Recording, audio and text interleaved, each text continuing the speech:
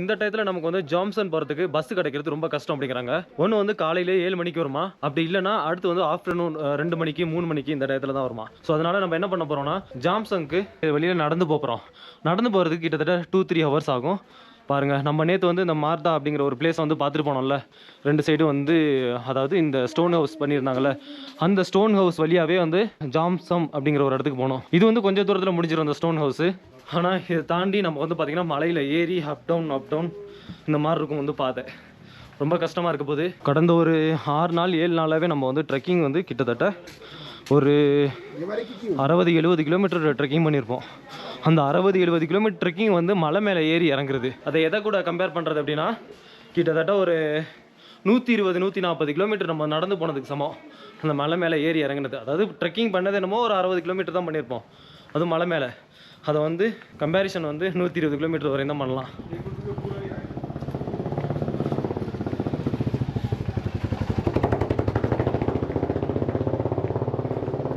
நீங்கள் நேபாள் வர மாதிரி பிளான் போட்டிருந்தீங்கன்னா ஒன்று மழை காலத்துக்கு முன்னாடி வாங்க, இல்லை மழை காலத்துக்கு அப்புறம் வாங்க. அந்த ஜூலை, ஆகஸ்ட், செப்டம்பர்லாம் இங்கே வந்து கடுமையாக மழை பெய்யும். அந்த 3 மாதத்தில் நீங்கள் வந்தீங்க அப்படின்னா இங்கே வந்து மாட்டிப்பீங்க. ஏன்னா நீங்கள் முக்திநாத் போகிறதா இருந்தால் கூட இங்கே வந்து ரோடு வந்து பிளாக் ஆகிரும். நிறைய இடத்துல நிலச்சரிவாகும். நிலச்சரிவு ஆனிச்சுன்னா ரோடு பிளாக் ஆகும். ரோடு பிளாக் ஆனிச்சுன்னா பஸ் சேவை கூட இருக்காது. நீங்கள் ஏதாவது ஒரு ஊரில் மாட்டிட்டு தான் இருப்பீங்க. அதனால் நீங்கள் வந்து வரும்போதே வந்து பிளான் போட்டுருங்க. மழை காலமாக இருந்துச்சு அப்படின்னா அதை வந்து அவாய்ட் பண்ணிடுங்க. ஒன்று மழை காலத்துக்கு முன்னாடி, இல்லைனா மழை காலத்துக்கு அப்புறம். இப்படி வந்தால் தான் வந்து நீங்கள் வந்து கரெக்டாக இங்கே வந்து நேபாள் வந்து சுற்றி பார்க்க முடியும். அது மட்டும் இல்லாமல் இன்னொரு விஷயம் வந்து என்னன்னா, நீங்கள் வந்து ஸ்னோ டைமில் வந்தீங்கன்னு வச்சிங்களேன், இங்கே நிறைய இடத்துல முக்திநாத்லலாம் வந்து கடுமையான பனிப்பொழிவாக இருக்கும். ஸோ அப்போ வந்தால் கூட இங்கே வந்து உங்களுக்கு வந்து ரோடு பிளாக் ஆகிறதுக்கு சான்சஸ் இருக்குது. நீங்கள் வந்து ரொம்பவும் குளிர்காலத்தில் வராதிங்க, ரொம்பவும் வந்து மழை காலத்துலேயும் வராதிங்க. இதெல்லாம் வீடு ப்ளஸ் வந்து ரெஸ்டாரண்ட். இன்னும் கடை ஓப்பன் ஆனதுக்கப்புறம் உங்களுக்கு தெரியும். இது வந்து க்ளோஸில் இருக்குது பாருங்கள். ஓப்பன் ஆனிச்சுன்னா நீங்கள் வந்து பார்க்கக்கூடியதாக இருக்கும். எல்லாமே வந்து வீடு கிடையாது. வீடு வந்து கொஞ்சம் அவுட்டரில் இருக்குது. 2 சைடும் ரெஸ்டாரண்ட். இதுதான் நேற்றே காட்டினே உங்களுக்கு கோவில், புத்திஸ்ட் டெம்பிள். நேற்று பார்த்துருப்பீங்க. பார்க்காதவங்க நேற்று உள்ள வீடியோ போய் பாருங்கள். அதுக்கும் முன்னாடி உள்ள வீடியோவும் பாருங்கள். நிறைய இருக்கும். நம்ம இங்கே நேபாள் வந்து நிறைய நாள் வந்து சுற்றிட்டு வீடியோ போட்டுட்ருக்கோம். அங்கே பைக்கர்ஸ் வந்து நிறைய பேர் வர்றாங்க பாருங்கள். ஃபுல்லாக வந்து நேபாள் பைக்கு, நம்ம இந்தியன் பைக்கெலாம் பார்க்குறதுக்கூடியதாக இருக்கும். என்ன இந்தியன் பைக்கில் வந்து பார்த்திங்கன்னா இங்கே நிறைய பேர் ஸ்டே பண்ண மாட்டேங்கிறாங்க. அவங்க வந்து முக்திநாத், ஜாம்சன் இந்த மாதிரி வந்து முக்கியமான இடத்துல ஸ்டே பண்ணிவிட்டு நேராக போக்குரா போயிடுறாங்க. இதுக்கப்புறம் இந்த மாதிரி தான் வீடுகள் வந்துருக்கு. இதுக்கு முன்னாடி நம்ம பார்த்தாலும் அது எல்லாமே வந்து பார்த்திங்கன்னா ஷாப்பு ப்ளஸ் ஹோட்டல், ரெஸ்டாரண்ட் இந்த மாதிரி தான் இருந்தது. இதுக்கப்புறம் நம்ம பார்க்கக்கூடியது எல்லாமே இந்த மாதிரி கிராமங்கள் தான். வாங்க, இது வழியாக தான் போகணும் நம்ம ஜாம்சம்க்கு. ஜாம்சம். ஸோ ஜாம்சம்லேருந்து அடுத்து முக்திநாத். இங்கே ஒரு பிரச்சனை என்ன அப்படின்னா, நம்ம வந்து ஒரு குறிப்பிட்ட தூரம் வந்ததுக்கப்புறம் போக்காராலேருந்து இங்கே வந்து முக்திநாத்துக்கு வந்து பார்த்திங்கன்னா ஒரு 1500 என்னமோ நேபாளி ரூபீஸ் வாங்குறாங்க. இப்போ நாங்கள் விசாரித்து பார்த்ததில் இந்த மார்ஃபா அப்படிங்கிற வில்லேஜ்லேருந்து அங்கே ஜாம்சன் போவோம்ல, ஜாம்சன் போகிறதுக்கு வந்து பார்த்திங்கன்னா 500 ரூபா வாங்குறாங்க. இதுவே நான் அங்கே ஏறினால தாட்டோபானி டு ஜாம்சன் எவ்வளோ தெரியுமா? 700 ரூபா. எனக்கு வந்து 500 ரூபா வாங்கினாங்க இந்த மார்பா வர்ற வரையும். இப்போ அதுக்கு அங்கிட்டு 200 ரூபா தானே, அந்த கணக்கெல்லாம் கிடையாது. திருப்பி வந்து உங்கள்கிட்ட 500 ரூபா வாங்குவாங்க. அதுதான் இங்கே உள்ள ரூல்ஸே. நடந்து போகிறதுல என்ன ஒரு பெனிஃபிட் அப்படின்னா, இங்கே உள்ள நிறைய வில்லேஜ் எல்லாம் பார்த்துட்டு போகலாம், ஈஸியாகவும் இருக்கும். மறுபடியும் இந்த ரோடு வந்து ஹைவேல தான் கனெக்ட் ஆகுது.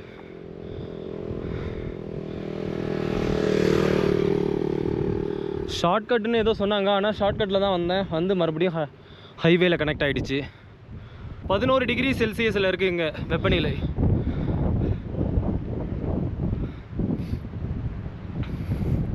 இங்கே பாருங்கள், வியூ பாயிண்ட்டை பாருங்கள் எப்படி இருக்குன்னு. அங்கே தெரியுது இல்லைங்க, அதெல்லாம் வந்து மழை வெள்ளம் வந்துடும்போது அதெல்லாம் மண் வந்து அரிச்சிட்டு போனதுங்க. அங்கே பாருங்கள், தண்ணி வந்ததுக்கான அந்த அடையாளம் அப்படியே இருக்குது பாருங்கள். இப்போ இல்லை, இது வந்து ஒரு மேபி வந்து பார்த்திங்கன்னா ஒரு 10 டேஸ்க்கு முன்னாடி வந்து இது நடந்திருக்கும்னு நினைக்கிறேன். ஆனால் ஆற்றுல வந்து இன்னும் தண்ணி போயிட்டுருக்கு. நல்ல ஒரு கனமான மழை பெஞ்சப்போ அது ஃபுல்லாக வந்து தண்ணி இதில் வந்திருக்கு. இங்கே பார்த்தீங்களா, தெரியுதா? மொபைலில் வந்து லேண்ட்ஸ்கேப்புக்கு வந்து திருப்பிக்கங்க. அப்போ தான் வந்து இந்த மாதிரி வியூ வந்து உங்களுக்கு வந்து பார்த்திங்கன்னா ஒரு அழகாக தெரியும்.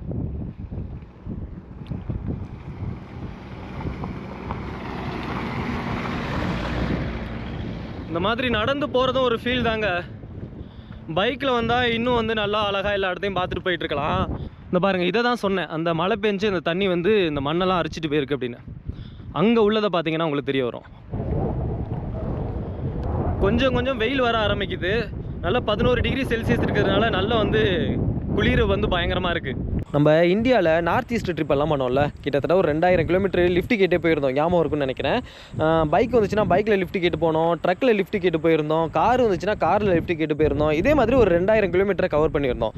அதே மாதிரி இப்போ நம்ம நேபாளில் பண்ண முடியுமான்னு கேட்டிங்கன்னா இந்த இடத்துல பண்ண முடியாது. எதனால் அப்படின்னா இங்கே வரக்கூடிய வெஹிக்கிள் எல்லாமே டூரிஸ்ட் வெஹிக்கிளாக வருது.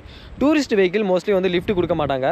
அதுக்கான ரீசன் என்ன அப்படின்னா, ஏன்னா ஃபேமிலி மெம்பர்ஸ் கூட வருவாங்க இது மாதிரி டூரிஸ்ட் பிளேஸ்க்கு. ஸோ ஆல்ரெடி வந்து பார்த்தீங்கன்னா சீட் அவைலபிலிட்டியாக இருக்காது. நிறைய பேர் வந்து பார்த்தீங்கன்னா ஃபேமிலி மெம்பர்ஸோட வர்றதுனால சீட் அவைலபிலிட்டியாக இருந்தால் கூட லிஃப்ட் கொடுக்க மாட்டாங்க. ஸோ அதனால் இங்கே வந்து நான் நின்றுட்டே இருக்கேன். ரொம்ப நேரமாக ஒரு 10-15 நிமிஷமாக இங்கே தான் வெயிட் பண்ணிகிட்டு இருக்கேன். ஏதாவது வெஹிக்கிள் வந்துச்சு அப்படின்னா லிஃப்ட் கேட்டு போகலாம் அப்படின்னு சொல்லிட்டு.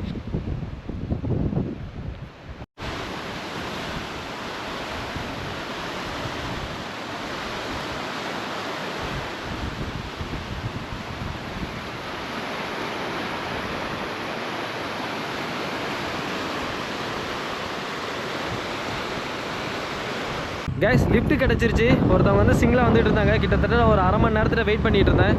ஸோ இவங்க வந்து ஜாம்சன் போகலையா, நேராக வந்து முக்திநாத் தான் போகிறாங்களாம். ஸோ நமக்கு வந்து ரொம்ப நல்லதாக போச்சு. ஏன்னா நம்ம வந்து ஜாம்சன் வரையும் வர்றதை வந்து பிளான் போட்டிருந்தோம். இப்போ இந்த லிஃப்ட் வந்து நமக்கு வந்து முக்திநாத் வரையும் கிடச்சதுனால நமக்கு பிரச்சனை இல்லாமல் நேராக வந்து முக்திநாத்தே போயிடலாம்.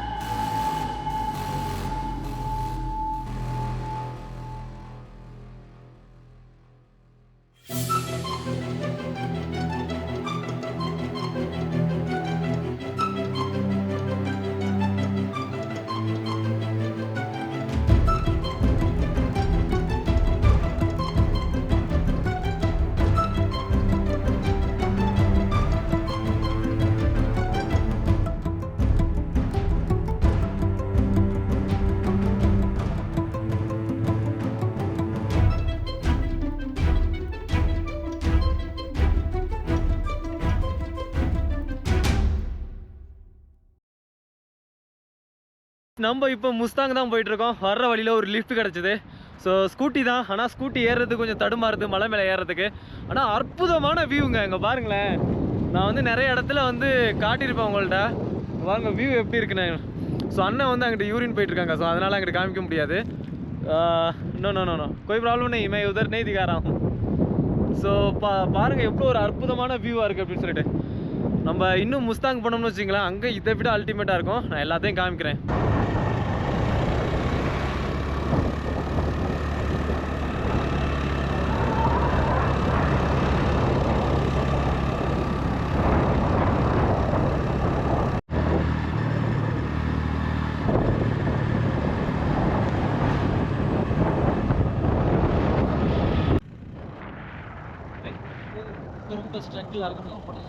ஸ்கூட்டி வந்து ரொம்ப ரொம்ப தடுமாறுது சார், வரவே முடியல. அவங்களுக்கே எனக்கே ஒரு மாதிரி சங்கடமாக போச்சு. என்னடா அது லிஃப்ட் கேட்டு வர்றோம், ரொம்ப ஸ்ட்ரக்கிள் ஆகுது, அவங்களே ஏதாவது நினச்சிப்பாங்களோ அப்படின்னு. சரின்ட்டு ஒரு இடத்துல வந்து ரெஸ்ட் எடுக்கிறதுக்காண்டி நின்றுட்டு இருக்கோம்.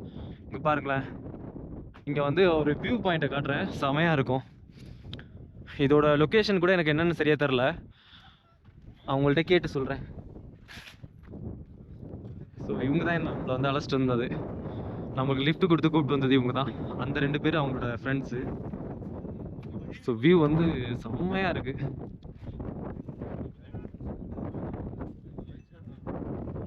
ஸோ பாருங்க, கீழே வந்து அது வழியாக தான் ரோடு நம்ம வந்தது இப்போ. ஸோ இந்த கீழே உள்ள வில்லேஜை வந்து கக்பனி அப்படின்னு சொல்கிறாங்க.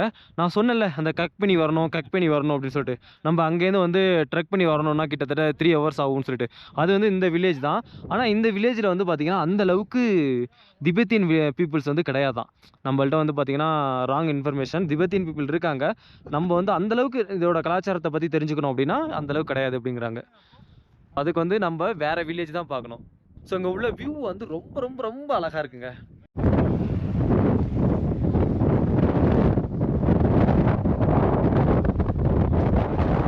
கைஸ், அவங்க கூட வந்து நம்ம லிஃப்ட் கேட் வந்தோம்ல பைக்கில், அதுக்கப்புறம் அவங்க வந்து வேறு வழியில் போகிறாங்களாம், இறக்கி விட்டுட்டாங்க. அதுக்கப்புறம் நம்ம வந்து முக்திநாத்துக்கு நடந்து தான் போயிட்டுருக்கோம். இதுக்கப்புறம் கொஞ்சம் தூரம் ரோடு இங்கே பாருங்கள், நல்ல ஒரு பிளெயினாக போகுது, சில இடத்துல ஏறுது. ஆப்பிள் வந்து நறுக்கி ரவுண்டாக காய வச்சுருக்காங்க பாருங்கள். எதுக்குன்னு கேட்டு பார்ப்போம். இங்கேயும் காய வச்சுருக்காங்க, அங்கேயும் காய வச்சுருக்காங்க. ஸோ நம்ம வந்து ஹோட்டல் அலைஞ்சிட்ருக்கோம் சாப்பிட்றதுக்கு. எந்த ஹோட்டல்லையுமே வந்து பார்த்திங்கன்னா பாருங்கள் டைம் ஆகும் அப்படிங்கிறாங்க, இல்லைனா வந்து பார்த்திங்கன்னா இப்போ கிடையாது அப்படிங்கிறாங்க. ஸோ இங்கே வந்து நிற்க சொல்லியிருக்காங்க. ஏ ஆப்பிள் क्या एप्पल का टुकड़ा है ना, इसका क्या क्या करने के लिए, ये खाने के लिए. ஸோ இங்கே பாருங்களேன், இதை வந்து சாப்பிட்றதுக்கு அப்படிங்கிறாங்க. அது ஆப்பிளை வந்து ரவுண்டாக அரிஞ்சிட்றாங்க. ஸோ ரவுண்டாக கட் பண்ணிவிட்டு ஏக் தே சக்தி क्या खा सकता हूँ ना मैं. ஓகே ஒன்று வாங்கி சாப்பிட்டு பார்ப்போமா. காஞ்ச ஆப்பிள் எப்படி இருக்குமோ அது மாதிரி இருக்குது, நல்லாயிருக்கு, பரவாயில்ல, நல்ல டேஸ்ட்டாக தான் இருக்குது. हाँ मैं नूडल्स खाऊंगा. नूडल्स है? हाँ कितना में? ठीक है, ये यहीं पे अंदर जाना है. ठीक है, आप देख लीजिए फिर बता दीजिए. हाँ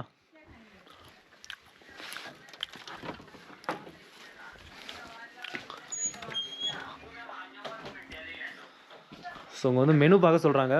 மெனு கிதர் है भाई? மெனு हाँ தானே. ஸோ நம்ம ஆர்டர் பண்ணது வந்து வந்துடுச்சு. இது பேர் இங்கே வந்து நூடுல்ஸ்னு நம்ம சைடு சொல்லுவோம், இது வந்து சவுமேன் அப்படின்னு சொல்கிறாங்க இந்த சைடு. லாஸ்ட்டாக நார்த் ஈஸ்டில் எல்லாம் சவுமேன் அப்படின்னு தான் சொல்லுவாங்க. ஸோ அதுதான் வாங்கியிருக்கோம். ஸோ இந்த நேபாளி ருபீஸில் ஒரு 350 रुपीस வந்தது. Okay, thank you. एक बार वाईफाई का देख लीजिए. हाँ मैं देखता हूँ. हाँ அதுக்கப்புறம் நடக்க ஆரம்பித்தோம். நடந்தே முக்திநாத்துக்கு வந்தாச்சு. இப்போ ஏதாவது ஹோட்டல் பார்க்கணும், ஏன்னா பஸ் வந்து மறுபடியும் திரும்பி போகிறதுக்கு வந்து போக்குவரத்து வந்து நாளை காலைல 9 மணிக்கும் 12 மணிக்கும் தான் இருக்கான். ஸோ அதனால் நம்ம என்ன பண்ணணும் அப்படின்னா, ஃபர்ஸ்ட் வந்து ஒரு ஹோட்டல் பார்த்துட்டு அங்கே ஸ்டே பண்ணிவிட்டு, இன்றைக்கி நைட்டே வந்து பார்த்திங்கன்னா ஒரு 6 மணி வரையும் தான் கோவில் திறந்துருக்கும்.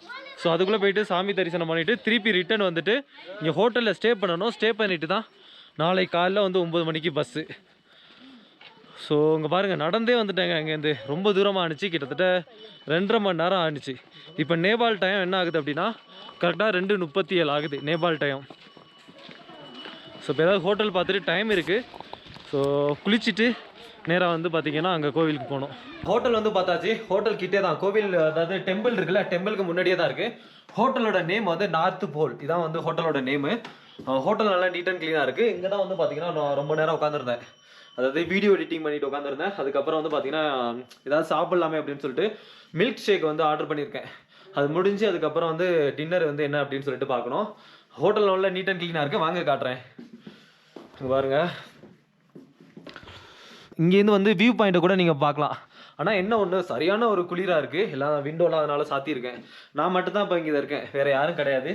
சும்மா உட்காந்து அந்த இடத்துல டைம் பாஸ் பண்ணிக்கிட்டு இருந்தேன். ப்ளக் பாயிண்ட் அங்கே இருக்குது, ஒய்ஃபையும் கொடுத்துட்றாங்க. இங்கே பாருங்கள், இதுதான் நம்ம ரூமு.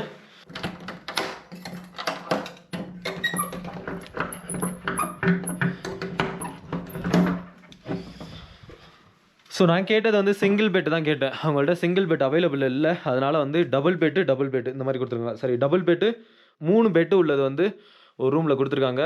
என்ன ஒரு பிரச்சனை அப்படின்னா, இங்கே வந்து ஒய்ஃபை வந்து கிடைக்க மாட்டேங்குது. ரூமில் கிடைக்குது, ஒரே ஒரு பாயிண்ட் கிடைக்குது, அதுவும் அப்பப்போ கட் ஆகிடுது. அதனால நான் வந்து அங்கே உட்காந்துருந்தேன். பாருங்கள், ரூம் நல்லா நீட் அண்ட் க்ளீனாக தான் இருக்குது, ஒன்றும் பிரச்சனை கிடையாது. ஆனால் பாத்ரூம் அண்ட் டாய்லெட் வந்து பார்த்தீங்கன்னா அட்டாச்சு கிடையாது. நீங்கள் அப்படி பார்த்தீங்க, பாத்ரூம் அண்ட் டாய்லெட் அட்டாச்சாக வந்து பார்த்தீங்க அப்படின்னா அது கிட்டத்தட்ட வந்து 1500 நேபாளி ருபீஸ் வருது. இதுக்கான காஸ்ட் எவ்வளவு அப்படின்னா வெறும் 800 நேபாளி ருபீஸ் தான். அதாவது 1000 நேபாளி ருபீஸ் சொன்னாங்க இந்த ரூமுக்கு. நான் வந்து ஒரு 200 நேபாளி ருபீஸ் கம்மி பண்ணேன். ஏன்னா நம்ம சாப்பாடு, டின்னரு, நம்ம இங்கே குடிக்கிற ஜூஸு இதெல்லாம் வந்து பார்த்தீங்கன்னா ஹை ரேட்டாக இருக்கும். ஸோ அதெல்லாம் கம்பேர் பண்ணும்போது கிட்டத்தட்ட ஒரு நாளைக்கு நமக்கு வந்து எப்படியும் 2000 நேபாளி ருபீஸாவது இங்கேருந்து செலவாகும். ஸோ அதனால தான் நான் வந்து கம்மியாக வந்து ஒரு 800 ரூபாய் பட்ஜெட்லேயே பார்த்தேன். இங்கே தான் உட்காந்து வீடியோ எடிட் பண்ணிட்டு இருக்கேன். நாளைக்கு நீங்கள் பார்ப்பீங்களே வீடியோ, அது இப்போ எடிட் பண்ணுறது தான். நாளைக்கு நம்ம வந்து 9 மணிக்குள்ளே கோவிலுக்கு போயிட்டு வந்து 11 மணிக்கு நமக்கு இங்கே பஸ்ஸு, இங்கே இந்த முக்திநாத்லேருந்து நேராக வந்து போக்ரா வரையும். ஸோ 9 மணிக்கு பஸ் இருக்குது. இன்னொன்று வந்து பார்த்தீங்கன்னா 11 மணிக்கு பஸ் இருக்குது. நமக்கு வந்து 9 மணிக்கு இங்கே வர முடியாது, பஸ்ஸை பிடிக்க முடியாது. ஏன்னா நம்ம வந்து இங்கேருந்து குளிச்சுட்டு கோவிலுக்கு போயிட்டு, கோவில் வந்து மேலே இருக்குது முக்திநாத், அந்த கோவில் வந்து பார்த்துங்க. நான் நாளைக்கு காட்டுறேன். கேமரா என்னால் எடுத்துகிட்டு போக முடியுமா என்னன்னு தெரில, இருந்தாலுமே நான் நாளைக்கு காட்டுறேன். ஃபர்ஸ்ட் வந்து மேலே போயிட்டு திருப்பி வந்து இங்கே நம்ம வந்து பஸ்ஸு பிடிக்கிறோம். சரி கைஸ், இதோட அந்த வீடியோ முடிச்சுக்கிறேன். இன்னும் வந்து நாளைக்கு வந்து வீடியோ கண்டினியூ பண்ணுறேன்.